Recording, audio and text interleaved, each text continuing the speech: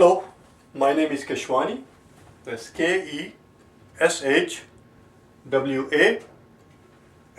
Keshwani. In these clips that I've been putting on the YouTube, I have been solving math problems that appear in the official SAT study guide. Official SAT study guide. You have to have this book in front of you in order to follow my work. The problem that I'm about to solve is problem number 18 that you will find in exam number 3, section number 2, page 522, question number 18. Again, exam 3, section 2, page 522, question number 18. If after watching the clip you find it helpful, and if you wish to purchase a DVD which contains a solution to the problem in this particular section, please send me an email and I'll take care of it. Also, if you need to purchase the official guide, official study guide, and if you don't have it, give me a call. You should also have a good vocabulary book. You should own a good vocabulary book to prepare you for the SAT, and the one that I use, that I highly recommend,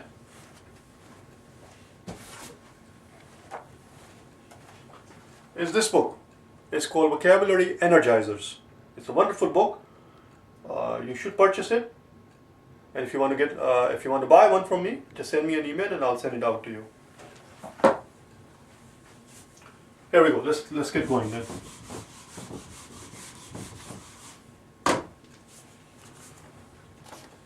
It says the average of x and y is k.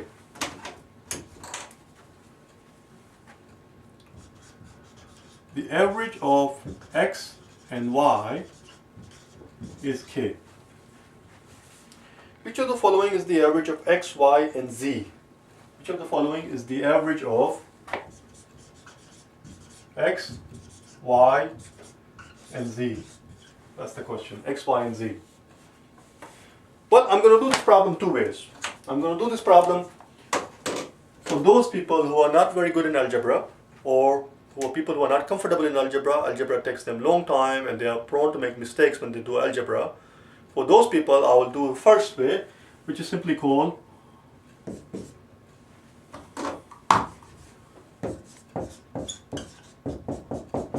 a plug-in technique. What you do in the plug-in is that you plug in numbers, you substitute numbers for the variables, and by doing so you convert an algebraic problem into a very simple arithmetic problem. And I'm going to do that right now. I'm going to show you how it's done. And for those of you who are comfortable with algebra, people who are conversant in it, in other words, they are very skilled in it, I will do it also the algebraic way, which is the classical way, the orthodox way, the traditional way, the conventional way, the proper way, the academic way. And then for the other people, I'm going to do this plugging in technique, which is what I call the quick and dirty way. So let's make up number. Just make up any number. Now, having said that, you could actually, in plugging in technique, you can plug in any number that you want. For example, I could plug in 10.37 for this one and 14.9357 for this one, but that would be pointless. That would be utterly futile. Plug in numbers that are simple to work with, that make your calculation easy and quick. I'm going to plug in 2 for x, 4 for y. If x is 2 and the y is 4, the average, which I'm told is k, will have to be 3. Now the question simply is, what's the average of x, y, and z? Well, let's find out. How do you find the average of three numbers? You add them up, x, y, and z, and you divide by 3. X and y, as you can see from here, if I plug in 2 for x and y for 4 for y, x and y are 6. So my answer basically is 6 plus z over 3. That is my answer. This is what I'm going to look for. I'm going to go through all the answer choices, substituting values of the variables that I have plugged in. Wherever I see x in the answer choice, I'm going to replace it with 2. Wherever I see y in the answer choice, I'm going to replace it with 4. Wherever I see k in the answer choices, I will replace it with 3.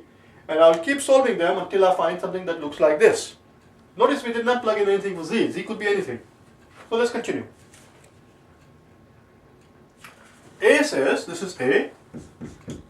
A says 2k plus z over 3. 2k plus z over 3. Well, let's see. What is my k? My k is 3. So what do I get here? 2 times 3, which is 6. 6, as you can see here, plus z over 3. Voila! This is my answer. That's it. We are done. That's your answer. This is called plugging in technique. Now the key with the plugging is that you have to practice a few questions before you're going to get good at it. When I say few, I don't mean 2, 3, or 4. I mean at least 2, 3 dozen questions. And there are many in the SAT book that you saw, the official guide that I told you about. There are 8 exams, and there are many algebra problems, and I'm going to show you how to solve all of those algebra problems without the algebra. Here, you see, we're doing arithmetic. It's sort of a mix of a little bit both. Now let me do the same problem in a classical way, which you will see is very simple. I need to erase this thing because I need the room.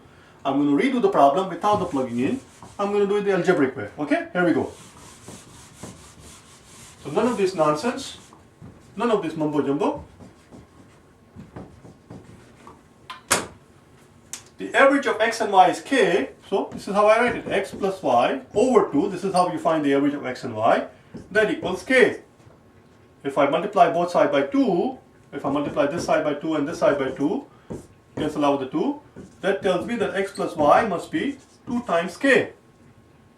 How do you find the average of 3 numbers, x, y, and z? X plus y plus z over 3. But I already know that x plus y equals 2k. I already know that x plus y equals 2k. So I substitute 2k for x plus y. And that's my answer. The answer should be 2k plus z over 3. I hope it's the same as the one we just did before. A. There you go. 2k plus z over 3. That's it. That's the answer. Answer choice A. Alright? So I did it both ways. If you're good at algebra, here actually when I say good at algebra, this doesn't require very complicated algebra, but you have to be very alert in the exam. You cannot lose track of things, you cannot lose train of your thought. As long as you're alert, as long as you concentrate, you shouldn't have too much problem with either of this technique. Use the algebraic method that I just did, or do the plugging in technique that I did earlier. Okay? Thank you again. Send me comments on the YouTube if you like. Tell me how I can improve my performance. And also, if you wish to purchase the DVD, as I said before, send me an email and I'll take care of it. And make sure that you buy both of these books, the official SAT study guide and the vocabulary book. Actually, there is another book, Vocabulary Energizer 2, for those of you who are really motivated. And you will find all of that on the website. Thank you again.